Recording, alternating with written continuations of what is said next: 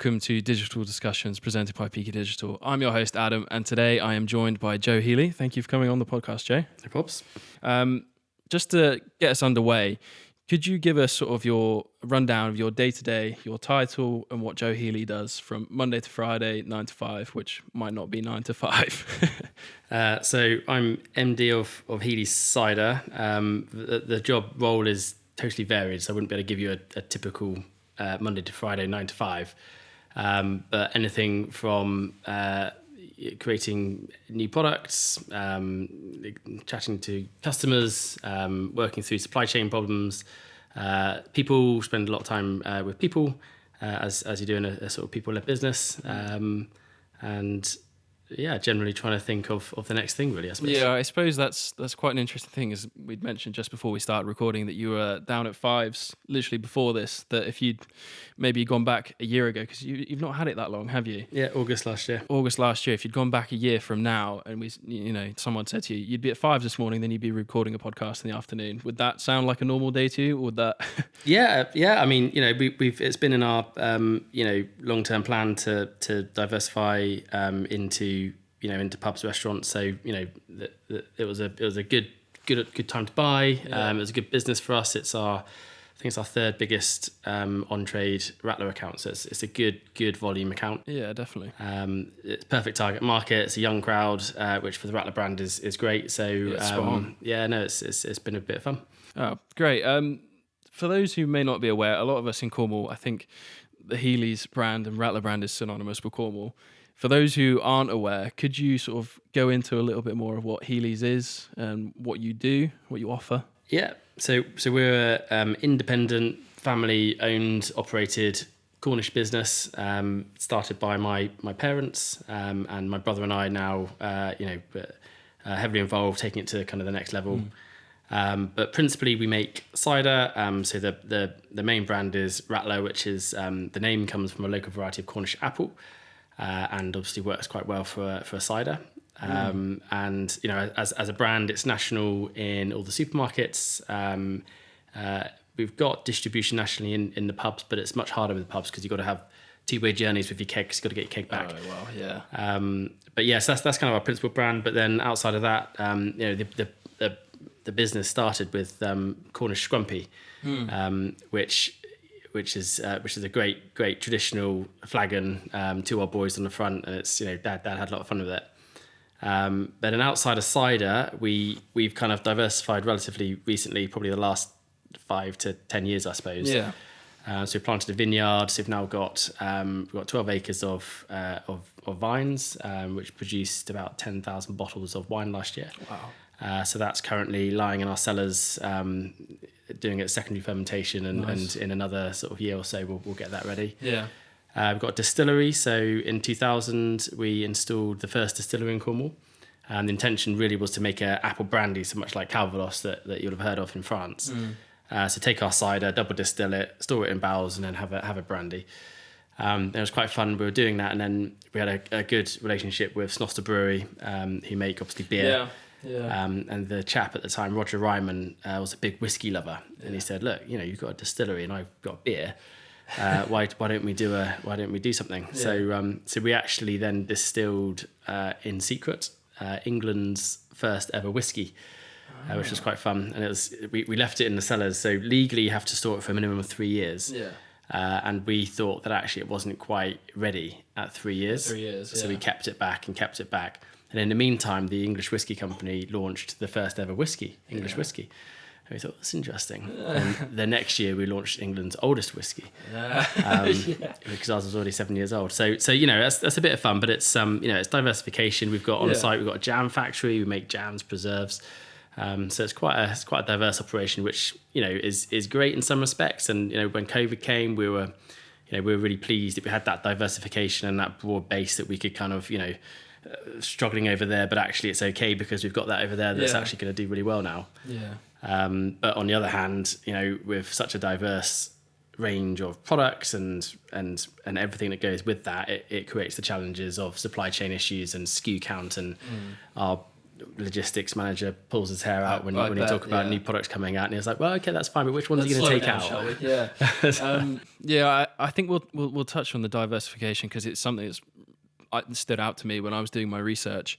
Since you took over from your parents, it seems like the Healey's brand and Rattler brand has exploded, and it's sort of, fold into so many different pies, fingers in different pies. And I'm not surprised your logistics manager is cursing the day you bring in every new products that you come up with. Back to the whiskey that you mentioned, is that something that was literally spur of the moment?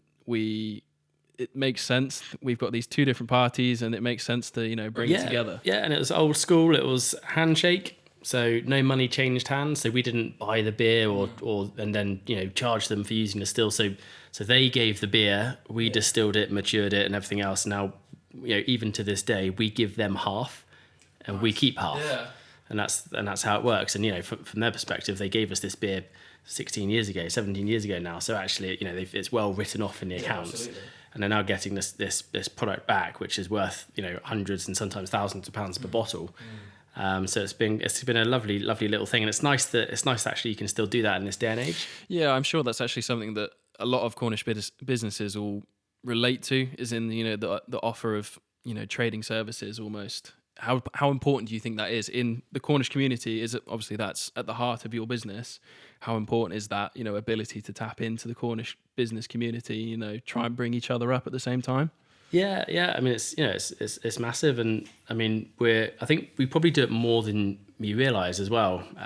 But actually, you end up talking to each other about, I don't know, where do you buy your sugar and how much do you buy and what you're paying, and suddenly you have these conversations about combining volumes, and suddenly you get the economies relating to that. Yeah. So I think there's so many ways you can collaborate, and as you say, it's the same with competition really. Competition is only ever seen as a positive, because as soon as you've got competitors in the marketplace, you have to up your standards. Yeah, it ups the standard, doesn't it? The overall standard.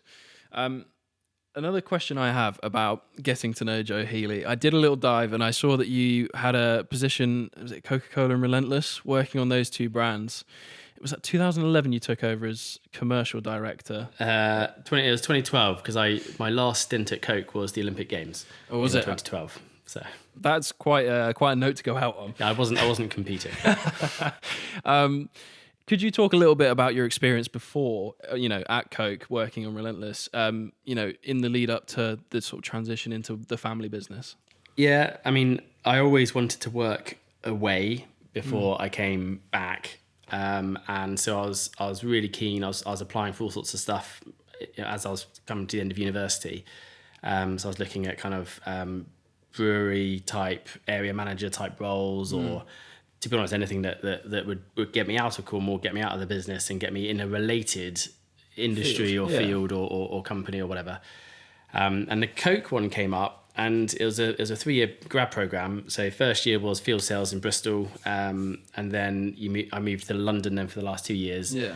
And did different roles, from brand management on Relentless, which was for the Coke company, to then roles in the Coke Enterprises, which is the bottler and distributor. So they're two separate companies.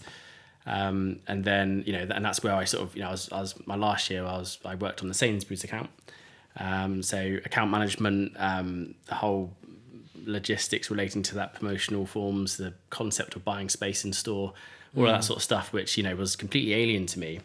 So I was able to have a learning curve steeper than, I could have done at home. Yeah, absolutely. And actually it was with someone else's money at the same time. So, it was probably the way to do it. Pretty good, really, yeah.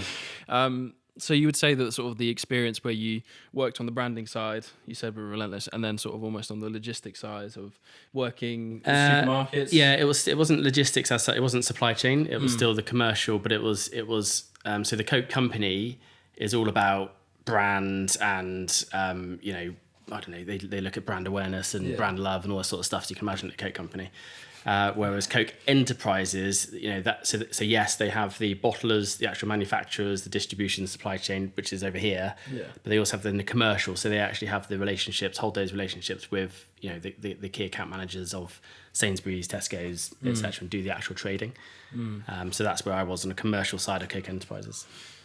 All very helpful, I should imagine, in your day-to-day. Brilliant. Or at least, especially when you took over along with your brother. If we could talk a little bit about that period of time and then sort of before, with Healey's, could you explain the story? I think it started with your parents with an off license, wasn't it? And then they bought the land of which the Rattler farm is on now. I mean, pretty much. Yeah. So had an off license. They lived upstairs, so it's typical, typical situation really. And then they one day, I don't know why, but they looked at their cider shelving and took this label off and sort of wrote Cornish cider and stuck a label back on. And so it's the same bottle, same cider, side by side the other one, same price, and the one that said Cornish on it started selling more. So they thought, that's interesting that. So then there was actually a step between where we are now, so a small holding in Demelic, where they started pressing apples and making their own cider and then distributing it. And then eventually in 86, so I was 2 weeks old and my brother was 11 months old, we moved to the current farm, which was bought off the receivers, no electricity or water, no roofs on the barn, no orchards, no nothing. Real bare bones. Then. Yeah. So it was a very tough start and a tough few years. And that was, we're talking about inflation and interest rates nowadays, but Dad keeps saying when he moved there, it was like 17-18% inflation and interest rates were similar. So it was, we're still, our 4% interest rates are. He's probably laughing. It's still not too bad. So, when you and your brother Sam took over, what was your vision for the company when you took over from your parents and went, right, where are we going to take this, and what do we want to achieve, and say maybe the next 10-15 years? So I mean, the vision, the vision is to celebrate the 100th anniversary, which is an interesting one because that's not me and Sam. It's certainly not mum and dad. It's probably not my kids. It might even be their kids if they're still involved. And that's the vision, is to do something in business where a Healey family member can go into it and can add value and can take it whichever way they want to go. It doesn't necessarily, we don't specify we'll be making Rattler in 100 years. It probably won't be. But the concept of, doing what we do now, doing what we do well enough so that we can diversify, so we can build an asset base so that at one stage, things can go in different directions as and when someone with the right, ambition or different desires wants to take something somewhere else. So that was the vision. So it's almost something that would, it sounds like a corny catchphrase almost, that it's something that outlives you. 100%. It's a legacy almost. That sort of thing. 100%. Yeah. So Joe, since you took over, has there been a personal highlight of yours? Has there been something you've achieved along with your team that has really stuck out to you since taking over? I mean, I think the thing is we've done quite a bit, and at each one of those, what at the time are absolutely massive, huge achievements, that would be the one. And then we sort of, the amount of times we've said, okay, that's it for a while now, and then I don't know, a year later we come up with the next massive investment project or something. So I don't think there's any single one thing. I think being able to have grown the business sustainably, invested back into the business, I think quite well. We've got a really strong foundation. We've spent a lot of time on people. So getting a team of senior managers now, which is great, and working out the structures, the basics really. I think being able to have got the basics better now means actually, my 10 years ago it was pretty all encompassing. Whereas now actually we've got some people in the business that are better at doing stuff than I am, which is absolutely perfect. That's what we want, so that we can actually then, almost park that area, let them develop it, and, with the kind of direction and strategy behind it. And actually it then changes the emphasis slightly on what I have to do. Has it almost been a change for you in the period that you took over as commercial director and then into MD? Is it being able to recognize other people's strengths and going, they're better at that than I am, and it's for the better of the company? Yeah, I mean, I think initially it's, I think as you progress in like business and career, I suppose it changes. But like when I first came back, it was very much, I want to do this because I don't know, I feel like I have to prove it, and I feel like I have to do it myself, and actually I'm going to do this the best way, and so off you go. Whereas then I think I think it then takes a bit of time, and you eventually find a few people, and you actually think, oh, actually, do you know what? I think that was quite good. Carry on. Yeah, you can keep doing that. Yeah, exactly. So, and I think the more of that you see, that then you suddenly realise it's like a bit of an epiphany where you realise actually you get the right person doing the right role. Suddenly, I've got time again, and suddenly I can then focus on something else. So I think as you start learning that, and you can only really, you can read it in a textbook, but actually until you've experienced it, I don't think you really take it seriously. And now I'm very much in the focus of get the right people in the right place, give them the right direction. And actually then the business and the working environment and, the potential and the growth and everything else it kind of just comes naturally. Yeah. Is it one of those where you've sort of realised that you've become better at your job the more you've given up the control to the people you trust are good at what they're doing? Yeah, and there's always a balance with that because, certainly there's been quite a few occasions where you give up things and actually it doesn't work out. Yeah. And at the end of the day, and that's the thing of being, the owners, I guess, is at the end of the day, the buck stops with one person. And, you go through a few of those and you realise that's not much fun. So, it's definitely when you get it right, it's brilliant, but you can get it wrong, and when you do it really really burns. I was going to say that's just the world of business. You're not going to get it right every single time. It's being able to recognize that was wrong and you've learned something from it. Just to talk a bit about you touched on it earlier about the diversification since you took over.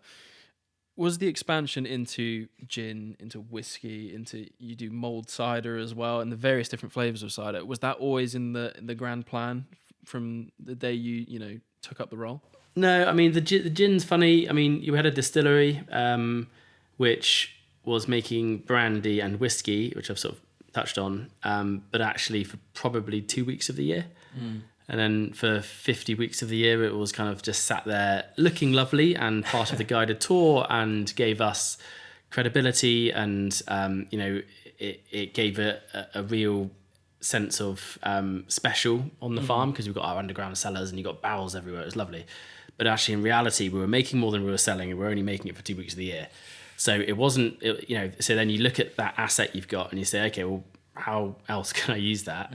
And gin is an obvious one. And, I say obvious one, it was tricky to get to because most people would distill from sort of potatoes or rice or some kind of grain, whereas we use our cider, we use our apple. So it's a slightly different process, and it does give a slightly different flavour, but something that actually I think is really unique and quite interesting. So doing that, it was kind of an obvious or no-brainer one, really, because we've got the kit, so we've had to spend nothing really. That makes sense, yeah. We've got the person there that can operate the stuff, and actually we've got our customers, we've got our routes to market. So it's in a branding exercise, logistical exercise of pulling it all together and getting it on a shelf and selling it. Yeah. So that was a fairly obvious one, but and a lot of these are they just kind of come. There wasn't a sit down in 2012 and say, okay, this is, and let's make a big list of things. Yeah. It just kind of happens organically, and you see the opportunities, you see the market. I mean, like the mulled cider was an obvious one. The flavors, like we're always really keen to. Rattler is a really bold, full flavors. So like the likes of pineapple and peach are great fun, and we've got something else coming this summer, which is going to be like right on trend. How much do I have to pry to try and get that? It's coming. It's coming. You'll be there sort of May June time. I will keep plying for that exclusive. That's great to hear. I think one of the most interesting parts about Rattler as a business is the approach that you've taken to almost like the entertainment, the lifestyle side of Rattler. Most namely being Rattler Fest, I think. What was the thinking behind Rattler Fest? Was it, right, we need to look at what our target audience is, what is their lifestyle? As you mentioned earlier with Fives that you recently took over, the target demographic in there is perfect, and that almost feeds into Rattler Fest. Yeah, no, exactly. And we're really keen, we've never, with the Rattler brand, we've never wanted to put, an apple tree on the label or Do you see what I mean? Because that's kind of like a default thing with cider is you use apples or apple trees. It's or a Friday afternoon design job, isn't it? Yeah, exactly. So we're always keen to steer away from that. And yes, it's high juice content and it's a superb cider and it's all those things. It is. But actually, we never harp on about that. We'll always harp on about the fact that it's made the Cornish way, independent family-run Cornish business, and So we mentioned earlier Fives and your expansion in August of last year. Can we expect any more Rattler tap rooms? Any sort of Healey's bars? I know you have your portable bars that you offer for events and similar. We've experienced them ourselves. We really enjoyed them. Can we expect any more of those in the future? Is that, I know you talked about moving assets around and, expanding into different areas. Can we expect more from that? Yeah, and there's no goal of one a year or X amount by 10 years time or anything like that. It's literally going to be as and when the right opportunity comes. And we're slightly odd, I guess, in some ways, because part of the reason that here works so well as well is actually I live in Flushing. Yeah, this is Falmouth. I can come across by boat. I can have a pint. I can go so. Actually, it suits we want to be able to get the personal enjoyment from it as well. Whereas actually buying somewhere in Rock or St Ives, it's just such a long way for me personally to go to. I'm never going to go there. So then you're like, well, do I really want to do that? Because actually it's you got to enjoy what you're doing, and you got to get the fun out of it. So here it's fun because I can come here, I can I see it improve. We try different stuff, and actually that's part of the journey. So it's got to be the right place. But when the right place comes up, then absolutely. I think from what I can tell, it's quite important to you guys that you don't just put your name on everything, despite it being an opportunity there. Like you mentioned, you're not just going to open it up somewhere in Rock or in St Ives because they're there.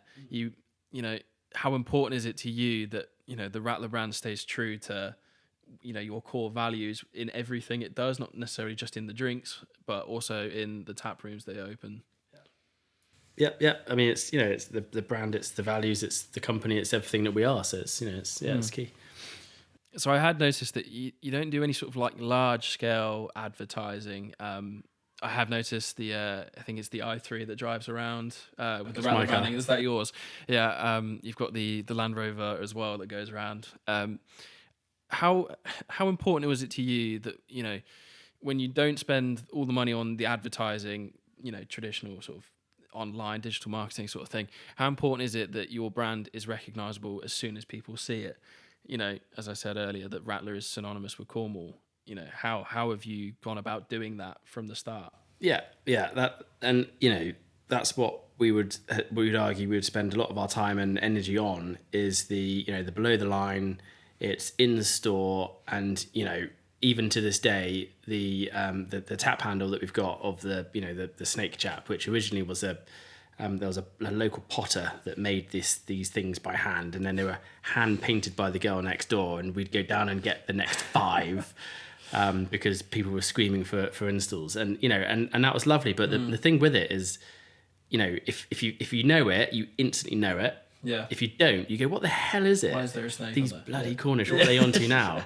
But then you go, do you know what? I'll try it. And then the key thing, as always, is actually the product. Then is it's so delicious and it's so good that actually they buy the second pint, and that's the most important thing in building a brand, because anyone can sell the first pint or the first bottle. You can price cut, you can do whatever, but it's only if they buy the second one that that it's going to work. Yeah, that's true. How did the farm and your guided tours that you touched on earlier, how did that play into the recognizable nature of your brand? Is it almost that come and see how it's actually made? There are a lot of farms and apple cider orchards that really don't give that sort of connection. Yeah, and it's you go to Ireland and you go to the Guinness Storehouse. You go to Amsterdam and you go to the Heineken Experience. So in terms of what we're trying to build at the HQ, as we call it, the farm, is a truly world-class visitor destination, which actually does a little bit more than the Guinness and the Heineken, alternatives, because they are now purely, I don't know if you've ever been to it, they are purely brand. Yeah. So there's no manufacturing. There's no, that's all in a factory over there, designed to be efficient, which is obviously understandable. But with us, we're trying to do both things. We're trying to do both a day out, a bit of history, a bit of unique, a bit of experience with a new brand experience room that we've got with various things you can interact with. Together with and combined with, this is where we make it. Come and have a look and walk through everywhere. See it actually happening to yourself. We just put this new robot in on the end of the line, and I mean the amount of time people just stop and just watch it, and they're there for half an hour watching this robot just place these cases on a pallet. It's brilliant. So combining both of those things, I think, gives us quite a unique proposition. And in its own right, that visitor attraction is a really important commercial thing for us, but also from a brand perspective, we get 200,000 people. They will all visit. They will all get completely, entwined in the brand and how it's made, and they will leave as brand advocates. They'll then go to the pub. They'll then go home to Birmingham supermarkets, and there it is on the shelf. And they'll buy it, and then they'll tell their friends about it. Yeah, it's. I'd never really thought of it that way. I just thought it was more, not necessarily just the Rattler experience, but as you mentioned, Heineken and Guinness. That it was just a tourist destination that you just did when you were there. But I never thought about the second hand. Oh, actually no, we are actually a fan of this now. We're brand advocates, and we will go home and try it and tell our friends to try it. I think I would be shouted at if I didn't try and wean in some digital marketing into this podcast. So one of the questions I have is, how has social media played a part in your brand becoming recognizable? Because I'm sure anyone that goes on a holiday, comes down to Cornwall, takes a picture of their pint at Rattler, and all their friends are going, wow, what is that? Is that part of, you mentioned the snake head. Is it the same sort of, train of thought? Yeah. I mean, digital generally, so from website through to, and there's two parts out, the kind of brand, the visitor side brand, and then there's the e-commerce side. But also then, the social media is definitely a channel we use a lot to communicate out with. And we've got quite an engaged audience, which always helps. But yeah, for sure, it's 100% part of the plan. And I think in particular for the venue, there's quite a lot of stuff we're doing now around targeting ads and stuff to various people in the proximity, etc. So yeah, key part of what we do. It's pretty cost effective. Yeah. You chuck some posts on Facebook and you can reach 20,000-30,000 people fairly well for free. Yeah, exactly. So yeah, no, it's definitely an important part of what we do. Yeah. I think it would be good to talk about the challenges that COVID threw at you as a business. Obviously quite a unique period of time where unprecedented changes, I assume you had to close the farm, you had to close various aspects of your business. Did it almost push an emphasis onto your online sales during that time, bringing, despite the fact we can't, necessarily get the people in the pubs to drink Rattler, but we can bring Rattler to you still? Yeah, no, 100%. So yeah, the visitor part of the farm was closed, but manufacturing continued throughout. So supermarkets absolutely skyrocketed. So whilst all the pubs were closed, about 1,000 odd pubs were closed. Supermarkets flew, which was amazing. And yeah, online. I think we did a post 2 days into the lockdown, and I think it just said, I think it was just buy 3 cases, get free delivery, and it just went bananas. And suddenly we got inundated, and it was brilliant because we were able to basically unfurlough 4 or 5 people to come back in just to man the warehousing operation. And it became an operation. I mean, we were all in there. I was in there, and we were all stacking pallets and sending stuff out to people. And, when there was nothing else to do, it was so yeah, it was really lucky. We just launched a new website 3 or 4 months pre-COVID. Yeah. So we had everything in place to allow it to go well. To really gain some traction. Yeah, and we just had to up some bandwidth or something and stuff. But it was really easy wins, and actually had instant response, which was great. Yeah, it's good to see that there are a few stories out there where the pandemic had, thrown some really, really negatives, really bad situations towards a lot of businesses. But it's how you responded in those situations. Would you say that you're better for it as a business that with that period of time? I mean, it's a difficult one to know, isn't it? Because you had that first year, which was 6 months of the 12 was in lockdown, and then you had the next year where you couldn't really travel abroad. No. Yeah. And Cornwall just got absolutely flooded with people. It did. So actually, we that following year, our supermarket sales didn't decline, which is great. So I think through it, more people nationally tried the brand for the first time. Yeah. So experimenting, and actually they've stayed with it, which is great. Pub sales were then back on, and everything in Cornwall was so busy. The farm was so busy. Everything was so busy that in that year, I think it was a 45% growth on the prior year, which was amazing. Yeah. And so I mean, I wouldn't say we benefited out of it, because at the end of the day, all of the pubs were closed, the farm was closed, and it was a huge challenging time of sales massively down during lockdown periods, and then massively up out of lockdown periods. So you had that operational challenge, and remember the pandemic. I'm sure it was a real challenge. Yeah, staff availability. It was a really challenging time, but we got through it, and we're in a bigger business now. More people have tried our brand and have stayed with our brand. So actually, there's definitely some positives to take out of it. So the last question before we get into sort of rounding off the podcast I have is I'd noticed the Western Cider report that you posted on your LinkedIn, and that you'd broken into the top 10. A surprise to us. Was it a surprise? Yeah. Did you not think that? I can't imagine it was even on your sort of radar as you operate. This year we're going to break into this. Yeah, it's never been a thing. Yeah. But what was your your response to this? When you saw it. I mean, I think I posted it on LinkedIn, and I said I was sort of mixed on it, and I was genuine with that, because like on the one hand, amazing that clearly like we're doing okay, and like people are enjoying our brands, and there's growth, which is amazing. But the slightly sobering thing is that everybody else was going down. So that the cider category itself, I think since 2010 has halved. Oh, wow. So the challenge that gives is, a supermarket will plan their space based on, they just do macro space and say, okay, well, look, beer accounts for this much percent of my sales, therefore they'll give them this much space. Cider getting, less and less and less just means that instead of now 3 mods in a supermarket, cider has only got 1. Yeah. Which basically means competition for that 1 It's hot. Yeah. gets much harder. So where they're ranged, they might have had a few extra ones. Actually, they're really focusing on core range now. So that's the worry of it. But take it positively, because we were. I don't quite know where the figures come from, because they don't correlate to any of our internal figures.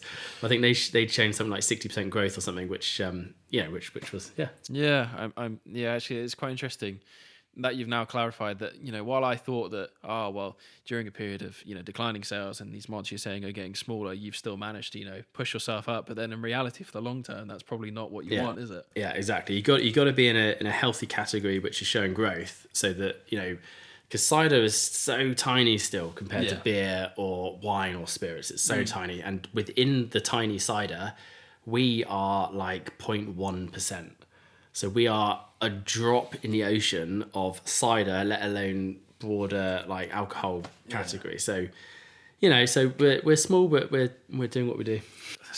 You can't fault it. It's a nice badge to take, but you also got to take it with a pinch of salt, haven't you? To round off the podcast, I don't know if are you aware of an industry hot take. You're aware of the phrase of a hot take. So a hot take is an opinion that you have that is not shared by everyone else, and it's something you'd like to see change within your industry. So within your field of work, is there one thing that you would like to see change that would, for the better of the industry or for the better of your company? So just thinking off the cuff, I guess the one thing that sort of resonates, and it's not actually my thought, but I'll take it, is so Weatherspoon's chap is he makes some really sound arguments around the disparity in tax regime between kind of on-trade pubs and off-trade supermarkets. Sure. And, you know, he makes this argument of a VAT kind of misalignment and the whole business rates thing. So I think there is something in that. And I think you know, supermarkets, I mean, don't get me wrong, we love supermarkets. They're our biggest customer group, per se. But there's something different about a pub, which, like, you know, there's so much more you can do in a pub from a brand perspective. You know, you connect with your people, you're out there with your friends, you're in that social environment, which is amazing. You know, in a supermarket, you're just in a shop and you go home, and arguably in the summer you're then with the barbecue with your friends and stuff. So it's a different moment. But I think that there has to be something that is done to the on-trade, because I think it's such an important part of the tapestry of life. Sure. And at the moment, it's really hard for pubs to survive. And, you know, the more pubs that close kind of chucks sales back to the supermarkets. And in effect, you saw that in COVID, is when pubs were forced to close, actually the total volume only went down a little bit because it just got bought in the supermarket instead. So I think there's there needs to be a balance there, and I'm sure that there's something that the government can do, that the levers they can pull to kind of swing things in different ways to maintain the balance a bit. That is, I mean, with my limited knowledge on the subject, that seems like a good idea to me. My last quick fire question was going to be the new Rattler flavour, but we've established we're not getting that one, so that's fine. But we just know there is a new one coming. So I think that just about wraps it up for us.